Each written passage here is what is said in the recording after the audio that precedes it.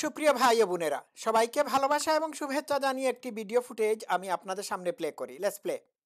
আমি স্বীকার করে নিচ্ছি আজকে যে 8ই আগস্টে, যখন 8ই আগস্ট বা 6ই আগস্ট হবে, সজীব ওয়াজেদ জয় যিনি, উনি কিন্তু একটা স্ট্যাটাসে দিয়েছিলেন মবক্রেসি শব্দটা। আজকে বাংলাদেশে ঘুরে ফিরে ওই শব্দের ভিতরে নিয়ে যাওয়ার সম্ভব হয়েছে। এটা আমাদের একটা ব্যর্থতা, আমি স্বীকার করে নিচ্ছি, এবং আমরা এখানে অনেক কিছু হয়তো সামাল দিতে পারিনি। এই ভুল আমি স্বীকার করে। আচ্ছা দর্শক শ্রোতারা, আপনারা এই মাহফুজ আলম উর্ফে ইউনুসের মাস্টার মাইন্ডের বক্তব্যটুকু তো শুনলেন। আরে অসভ্য, ব্যর্থতার দায় যখন স্বীকার করলি তখন পদত্যাগ করলি না কেন? বা এখনো ব্যর্থতার দায় নিয়ে পদে আছিস কেন? তোদের লজ্জা হয় না? একটা সাজানো গুছানো বাগানকে তছনছ করে দিয়ে বিদেশি এজেন্ডা বাস্তবায়ন করার জন্য ক্ষমতা এখনো বসে আছিস? লজ্জা হয় না? আরে অসভ্য, তোর তো পদত্যাগ করা উচিত ছিল। সভ্য দেশগুলোতে যদি কোনো কিছু ঘটে যায় তাহলে সাথে সাথেই দায়িত্বপ্রাপ্ত মন্ত্রী, এমনকি প্রধানমন্ত্রী পর্যন্ত পদত্যাগ করে থাকেন। কোনো সভ্য দেশে যদি কোনো ট্রেন বা গাড়ি বা অন্য কোনো যানবাহনের অ্যাক্সিডেন্টের ফলশ্রুতিতে মানুষের মধ্যে হতাহত হয়ে থাকে, তাহলে যোগাযোগ মন্ত্রণালয়ের সর্বোচ্চ দায়িত্বে যিনি আছেন, তিনি সাথে সাথে ব্যর্থতার দায় স্বীকার করে পদত্যাগ করেন।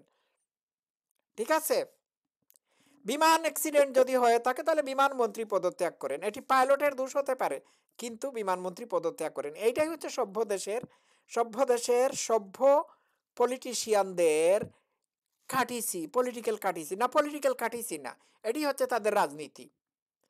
আর তোর মতো অসভ্য ব্যর্থতার দায় স্বীকার করার পরেও এখনো ক্ষমতায় পদ দখল করে বসে আছিস। সে স্পষ্ট করে বলেছে, দেশে mobocracy, mob justice, mob lynching করার জন্য তারা নিজেরাই দায়ী। এই উপদেষ্টা সবগুলো দায়ী। এই দায় স্বীকার করার পরেও এখনো ক্ষমতায় বসে আছে। তো দেশের এত বড় ক্ষতি করার পরে, হ্যাঁ, দায় দায়িত্ব স্বীকার করে নিজের ভুল ভ্রান্তিকে স্বীকার করার কোনো মানি হয় না। এর জন্য শাস্তি পেতে হবে, বিচার তো হতেই হবে। এটা ফাইজলামি না, এটা তোমার পরিবার না, এটা তোমার পারিবারিক কোনো সংগঠন না, এটা একটা দেশ। একটা দেশের এত বড় ক্ষতি করার পরে তোমাদেরকে কি ছাড় দেওয়া হবে ভেবেছো বাবা যান? না, হবে না। তোমাদের বিচার হবে। ফাইজলামির জায়গা পাও না। এটা কি রং তামাশা, ঠাট্টা মস্করার জায়গা পেয়েছো? 18 কোটি মানুষকে মবের দিকে ঠেলে দিয়ে ফাইজলামি করে বলছো যে সজীব ওয়াজেদ জয় বলেছিলেন দেশে মবক্রেসি হচ্ছে, আর এই মবক্রেসির জন্য তোমরা দায়ী, এটাই তো বলেছো। এটা কি ফাইজলামি, রং তামাশা? পুরা দেশকে মব লিঞ্চিং, মব জাস্টিসের দিকে ঠেলে দিয়ে স্টেটমেন্ট দিলে কি সবকিছু মাফ হয়ে যায়? এই ধরনের স্টেটমেন্ট দিলে কি মবক্রেসির হাত থেকে দেশ বেঁচে যায়? না, বাঁচে না। রং তামাশার জায়গা পাও না? এই তোদের মতো অনভিজ্ঞ রাস্তার ধারের টুকাইরা দেশ চালানোর কারণেই আজকে দেশে মবক্রেসি হয়েছে, মব লিঞ্চিং, মব জাস্টিস হচ্ছে। সারা পৃথিবীর মানুষ বুঝে গিয়েছে। সারা পৃথিবীর মানুষ তোমাদের ব্যাপারে ইনফরমেশন পেয়ে গিয়েছে। এখন যে তোমার বাবারা তোমাদেরকে শেখ হাসিনার পতন ঘটানোর জন্য রাস্তায় নামিয়েছিল, তারা উল্টো তোমাদের বিরুদ্ধে চলে গিয়েছে। এটা তো আমরা দেখতে পাচ্ছি। তোমাদের পতন তো হবেই, কোনো সন্দেহ নাই। তোমাদের বিচার তো হবে। অলরেডি জানা গেছে 5 জন উপদেষ্টা শেখ হাসিনার কাছে ক্ষমা প্রার্থনা করেছেন। হ্যাঁ, কিন্তু ক্ষমা তো তোমাদেরকে করা হবে না। শেখ হাসিনা ক্ষমা করে দিলেও দেশের মানুষ ক্ষমা করবে না। ঠিক আছে? আজকে ইউনূসের পশ্চিমা বন্ধুরা ইউনূসের দিক থেকেও পিটটান মেরেছে। যে আমেরিকা বা পশ্চিমা দেশগুলো ইউনূসকে তাদের এজেন্ডা বাস্তবায়িত করার জন্য ক্ষমতায় বসিয়েছিল, তারাও এখন হাড়ে হাড়ে টের পাচ্ছে যে ইউনূসের উপর ভরসা করাটা উচিত ছিল না। ইউনূসের উপর ভরসা করে তারা বাংলাদেশকে সারা পৃথিবীর জন্য একটা থ্রেট বানিয়ে ফেলেছে। বাংলাদেশ হয়ে গিয়েছে জঙ্গিবাদের অভয়ারণ্য। আর এই জঙ্গিবাদের অভয়ারণ্য হওয়ার কারণে এই জঙ্গিবাদ পার্শ্ববর্তী দেশ থেকে শুরু করে পৃথিবীর সর্বত্র গিয়ে পৌঁছে যেতে পারে। বুঝতে পারছেন? বুঝতে পারছো? তোমাদের বিচার হবে। রং তামাশার জায়গা পাইছস বেটা। তুই যে বলিস দেশে ডেমোক্রেসির জন্য তোমরা দায়ী, এই ধরনের স্বীকারোক্তি দিলে হবে? এই ইবলিস, এই শয়তানটা কয়দিন পর পর ফেসবুকে স্ট্যাটাস দেয়, 1 ঘন্টার ভিতর স্ট্যাটাস মুছে ফেলে। এই ইবলিসটাই তো ভারতকে হুমকি দিয়েছিল না? দেওয়ার পরে ফেসবুক এই হুমকি সুলভ স্ট্যাটাসকে আবার সে কি করেছিল? ডিলিট করে দিয়েছিল। এইটা স্ট্যাটাস দেয় 1 ঘন্টা আগে, 1 ঘন্টা পরে ডিলিট করে দেয়। এটারও মাথায় সমস্যা আছে, সিরিয়াস প্রবলেম, সাইকোলজিক্যাল প্রবলেম আছে। এটা ইবলিস দ্য গ্রেট, এটারও সিরিয়াস মানসিক সমস্যা আছে। এ যখন কথাবার্তা বলতে থাকে তখন হাত পা শরীরের মধ্যে খিঁচুনি দেখা দেয়। একে কি ছেড়ে দেওয়া যাবে? সে খুব চালাকি করে এই স্বীকারোক্তিমূলক স্টেটমেন্ট কয়দিন পরে পরে দেয়। বাবা, এই স্টেটমেন্টগুলো দিলে হবে না, তোমার চালাকি আমরা বুঝি। রং তামাশার জায়গা পাও না, স্টেটমেন্ট দিচ্ছ, দেশের এত বড় ক্ষতি করে বলছো যে মবক্রেসির জন্য তোমরা দায়ী। এর ব্যর্থতা স্বীকার করে নিচ্ছ। এটা তো হলে হবে না, এটা একটা দেশ, আমি আগেই বলে দিচ্ছি। এটা কোনো স্পট ক্লাব না যে যেখানে ভুল ভ্রান্তি হলে পরে হ্যাঁ স্বীকার করে মানে ওইটাকে শুধরানো যায়। আজকে দেশের ইকোনমি ডাউন, দেশে সংখ্যালঘু সম্প্রদায়ের উপর নির্যাতন নিপীড়ন বেড়ে গিয়েছে, ধর্ষণ প্রায় 600টার মতো এই গেল 1 বছরে ইউনূসের আমলে হয়েছে। সবকিছু কোলাপসড। এভাবে দেশ চলে না। এছাড়া আর্মির মধ্যেও মানে অস্থিরতা দেখা দিয়েছে।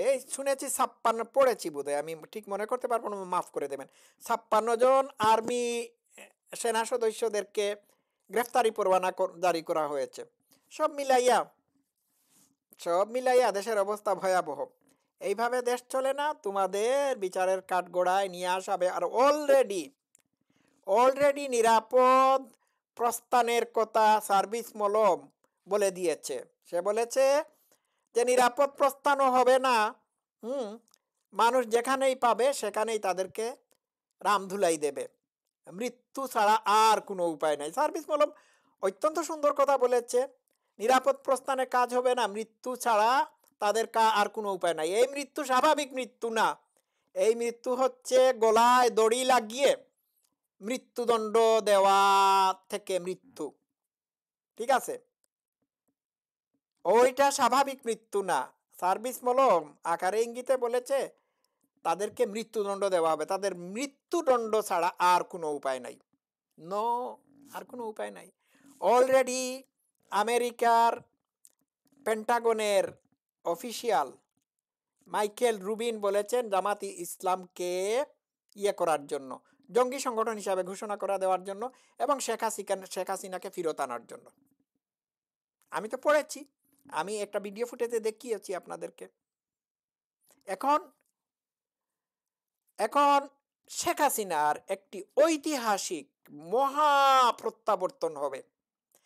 আর এদেরকে বিচারের আওতায় নিয়ে আসা হবে। প্রথমত দেশে মবক্রেসি, মব লিঞ্চিং, নির্যাতন, নিপীড়ন, আইনের অপশাসনের জন্য এদের বিচার করা হবে। আর দর্শক শ্রোতারা, আজকের এই ভিডিওতে যে স্টেটমেন্ট সে দিয়েছে এইটাকে আপনারা ডাউনলোড করে রাখবেন। কোর্টে যখন বিচার করা হবে তখন দেশে মবক্রেসির জন্য যে তারা কাজ করেছে সেটি মানে এভিডেন্স বা প্রমাণ হিসাবে উপস্থাপন করা হবে। শেখ হাসিনা আসছেন, ওয়েট, আর বেশি দিন দেরি নাই। আমি আজকে ভিডিও থেকে বললাম, wait and see, she will be back soon. পৃথিবীর কোন রাষ্ট্র ইউনূসের পাশে নাই, একমাত্র পাকিস্তান ছাড়া। কেউ তাদের পাশে নাই, জনগণও তাদের পাশে নাই। আমি আবারও বলি, একটা কথা বলি, আপনারা মনে রাখবেন, এই দেশে শেখ হাসিনাকে জনগণই ফিরিয়ে নিয়ে আসবে। জনগণ, কোনো আর্মি টার্মি কোনো কিছু লাগবে না।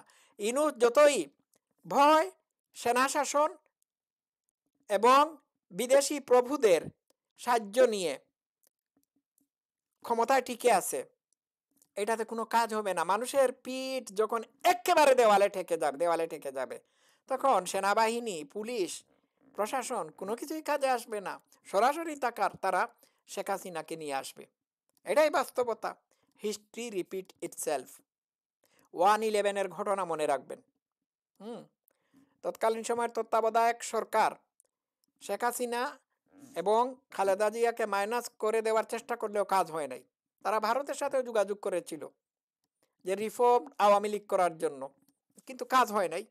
এইবারও সংশোধিত আওয়ামী লীগ করার চেষ্টা করতেছে, না কাজ হবে না। বরং তারা সংশোধিত আওয়ামী লীগ বানানোর জন্য জেল হাজতে যে সমস্ত আওয়ামী লীগের নেতাকর্মী আছেন তাদের সাথে কথা বলতে পারে, তাদের সাথে তাদের সাজা মওকুফ করে দেওয়ার প্রতিশ্রুতিতে তারা হয়তো তাদের কাছ থেকে তাদের মাধ্যমে করানোর ওই রিফর্মড আওয়ামী লীগ বানানোর চেষ্টা করতে পারে, কিন্তু এগুলোতে কাজ হবে না।